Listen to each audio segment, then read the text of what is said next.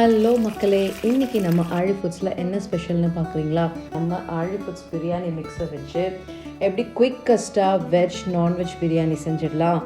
அதுவும் இஞ்சி பூண்டு நறுக்க தேவையில்ல, தக்காளியை நீங்கள் வதக்க தேவையில்ல. நம்ம ஒரு பேஸ்ட்டை மட்டும் வச்சு எவ்வளோ பெஸ்ட்டாக பிரியாணி அதுவும் 15 மினிட்ஸில் செய்யலான்றதை பார்த்துடலாமா? அதுக்கு முதல்ல குக்கர் எடுத்துக்கோங்க. குக்கர் எடுத்துகிட்டு நம்ம பிரியாணி மிக்ஸ் பாட்டில் 200 கிராம் அளவை அப்படியே குக்கரில் ஊற்றிக்கோங்க. இதுலேயே நம்ம நெய், இஞ்சி பூண்டு, தக்காளி, வெங்காயம் எல்லாமே சேர்த்துருப்போம். ஸோ நீங்கள் எதுவுமே எக்ஸ்ட்ரா ஆட் பண்ண தேவையில்லை. நல்லா வதக்கின பின்பு நான் கட் பண்ணி வச்சுருக்கிற வெஜிடபிள்ஸ் குவான்டிட்டியை அப்படியே இதில் ஆட் பண்ணிக்கோங்க. இது நல்லா வதங்கின உடனே நான் இன்றைக்கி பாஸ்மதி ரைஸ் தான் சோக் பண்ணியிருக்கேன். அது நல்லா ஊறி வந்த உடனே இந்த மசாலாவோட நம்ம இதை ஆட் பண்ணிக்கலாம்.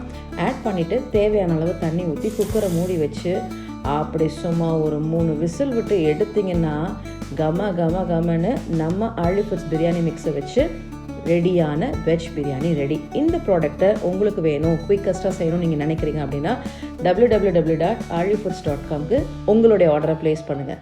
தேங்க்யூ.